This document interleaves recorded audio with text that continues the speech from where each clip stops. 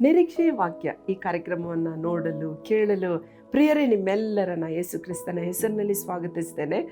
ಪ್ರತಿಯೊಬ್ಬೊಬ್ಬರು ಬೆಳಿಗ್ಗೆ ಎದ್ದ ತಕ್ಷಣ ನಿರೀಕ್ಷೆಯ ವಾಕ್ಯಕ್ಕೋಸ್ಕರ ಕಾಯ್ತಾ ಇದ್ದೀರಾ ಮತ್ತು ಇದನ್ನು ಕೇಳಿ ದೇವರ ಆಶೀರ್ವಾದನೂ ಕೂಡ ನೀವು ಹೊಂದುತ್ತಾ ಇದ್ದೀರಾ.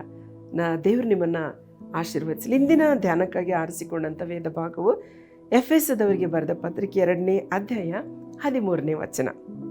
ಈಗಲಾದರೂ ಮೊದಲು ದೂರವಾಗಿದ್ದ ನೀವು ಕ್ರಿಸ್ತ ಯೇಸುವನ್ನು ಸೇರಿದವರಾಗಿದ್ದು ಆತನ ರಕ್ತದ ಮೂಲಕ ಸಮೀಪಸ್ಥರಾದಿರಿ ಅಂತ ಬರೆದಿದೆ. ಇದರ ಅರ್ಥ ಏನು? ಈಗಲಾದರೂ ಮೊದಲು ದೂರವಾಗಿದ್ದೀರಿ, ಆದರೆ ಈಗ ನೀವು ಸಮೀಪವಾಗಿದ್ದೀರಿ. ಅಂದರೆ ಮೊದಲು ಹೇಗಿದ್ದೀರಿ ಎಂಬುವಾಗ ಹಿಂದಿನ ವಚನಗಳಲ್ಲಿ ಬರೆದಿದೆ, ನೀವು ಜನ್ಮದಿಂದ ಅನ್ಯ ಜನರಾಗಿದ್ದೀರಿ. ಯಾರು? ಎಫೆಸದಲ್ಲಿರುವಂಥ ವಿಶ್ವಾಸಿಗಳಿಗೆ ಪೌಲನು ಹೇಳ್ತಾನೆ, ನೀವು ಇಸ್ರಾಯೇಲರಲ್ಲ, ದೇವರು ಆರಿಸಿಕೊಂಡಂಥ ಜನಾಂಗ ಅಲ್ಲ, ನೀವು ಅನ್ಯ ಜನರು, ಬೇರೆ ಭಾಷೆ, ಬೇರೆ ಜನಾಂಗ ಅಂತ ಹೇಳ್ತಾ ಇದ್ದಾನೆ. ಆಮೇಲೆ ಇನ್ನೊಂದು ಏನು ಅಂತಂದರೆ, ನೀವು ಪೂರ್ವಕಾಲದಲ್ಲಿ ಕ್ರಿಸ್ತನನ್ನು ಸೇರದವರಾಗಿದ್ದೀರಿ. ನಿಮಗೆ ಸ್ವಾಮಿ ಅಂದರೆ ಯಾರು ಅಂತ ನಿಮ್ಗೆ ಗೊತ್ತಿರಲಿಲ್ಲ, ಅದಕ್ಕೆ ನೀವು ಸೇರದವರು. ಆಮೇಲೆ ಇಸ್ರಾಯೇಲರ ಹಕ್ಕಿನಲ್ಲಿ ಪಾಲಿಲ್ಲದವರು. ಇಸ್ರಾಯೇಲರಿಗೆ ದೇವರು ಆರಿಸಿಕೊಂಡು ಭೂಮಿಯನ್ನು ಕೊಟ್ಟರು, ಆಮೇಲೆ ಅವರನ್ನು ದೇವರ ಮಕ್ಕಳಂತ ಹೆಸರು ಪಡೆದರು. ಆದರೆ ನಿಮ್ಗೆ ಅದೆಲ್ಲ ಇರಲಿಲ್ಲ.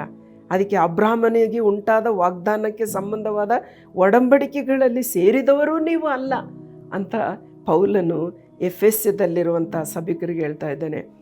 ಈ ಲೋಕದಲ್ಲಿ ಯಾವ ನಿರೀಕ್ಷೆ ಇಲ್ಲದವರು, ದೇವರನ್ನು ಅರಿಯದವರು ಜ್ಞಾಪಕ ಮಾಡಿಕೊಳ್ಳಿರಿ ಅಂತ ಹೇಳ್ತಾನೆ.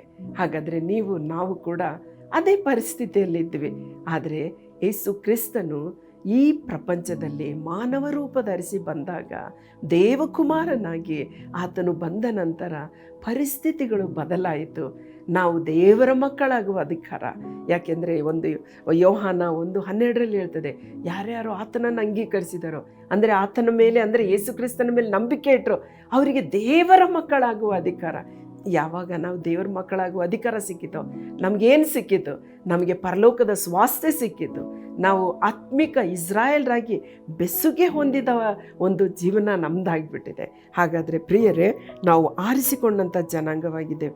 ಈಗಲಾದರೂ, ಅದಕ್ಕೆ ಪೌಲ್ ಹೇಳ್ತಾರೆ, ಮೊದಲು ದೂರವಾಗಿದ್ದ ನೀವು ಕ್ರಿಸ್ತ ಯೇಸುವನ್ನು ಸೇರಿದವರಾಗಿದ್ದು ಆತನ ರಕ್ತದ ಮೂಲಕ ಸಮೀಪಸ್ಥರಾಗಿದೆ. ನಾವು ಹೇಳ್ತೇವೆ ಬ್ಲಡ್ ರಿಲೇಷನ್ ಅಂತ ಹೇಳ್ತೇವೆ ಅಲ್ಲ. ನಾವು ರಿಲೇಷನ್ಸಲ್ಲಿ ಹೇಳುವಾಗ ಇವರು ನಮಗೆ ಬಳಗ ಆಗಬೇಕು, ಇವರು ಆದರೆ ಇವರು ನಮ್ಮ ರಕ್ತ ಸಂಬಂಧಿಕರು ಅಂತ ಹೇಳ್ತೇವೆ. ಆದರೆ ಯೇಸು ಕ್ರಿಸ್ತನ ರಕ್ತದಿಂದ ನಾವು ದೇವರ ಸಂತಾನವಾಗಿ ನಾವು ಮಾರ್ಪಟ್ಟಿದ್ದೇವೆ. ಅದಕ್ಕೆ ದೇವರಿಗೆ ನಾಮಕ್ಕೆ ಸ್ತೋತ್ರವಾಗಲಿ. ಯೇಸು ಕ್ರಿಸ್ತನ ರಕ್ತದ ಮೂಲಕ ನಮಗೆ ಒಂದು ಒಳ್ಳೆಯ ಒಂದು ಸಂಬಂಧ ದೇವರೊಟ್ಟಿಗೆ ಬೆಳೆದಿದೆ. ಪ್ರಾರ್ಥನೆ ಮಾಡೋಣ. ನಮ್ಮನ್ನು ಬಹಳವಾಗಿ ಪ್ರೀತಿ ಮಾಡೋ ನಮ್ಮ ಪರಲೋಕದ ತಂದೆ, ಅನ್ಯರಾದ ನಾವು, ದೇವರನ್ನು ಅರಿಯದ ನಾವು, ನಿರೀಕ್ಷೆ ಇಲ್ಲದೆ ಇರುವಂಥ ನಾವು, ಸ್ವಾಮಿ ಯೇಸು ಕ್ರಿಸ್ತನ ರಕ್ತದ ಮೂಲಕ ಎಲ್ಲವನ್ನ ನಾವು ಹೊಂದಿದ್ದೇವೆ. ಎಲ್ಲ ಆಶೀರ್ವಾದಗಳಿಗೆ ಸ್ವಾಮಿ ನಿನ್ನ ಮೂಲಕರ್ತನಾಗಿ ನಮ್ಮನ್ನು ನಿನ್ನ ಮಕ್ಕಳಾಗಿ ಮಾಡಿಕೊಂಡಿದ್ದೆ. ಅದಕ್ಕಾಗಿ ಸ್ತೋತ್ರ.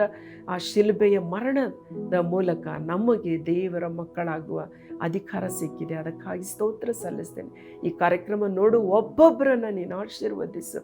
ನಿರೀಕ್ಷೆ ಇಲ್ಲದವರಿಗೆ ನಿರೀಕ್ಷೆಯನ್ನು ಕೊಟ್ಟು ಅವರನ್ನು ಬಲಪಡಿಸಬೇಕಾಗಿ ಯೇಸುವಿನ ಹೆಸರಿನಲ್ಲಿ ಪ್ರಾರ್ಥಿಸ್ತೇವೆ ತಂದೆ. ಆಮೇನ್.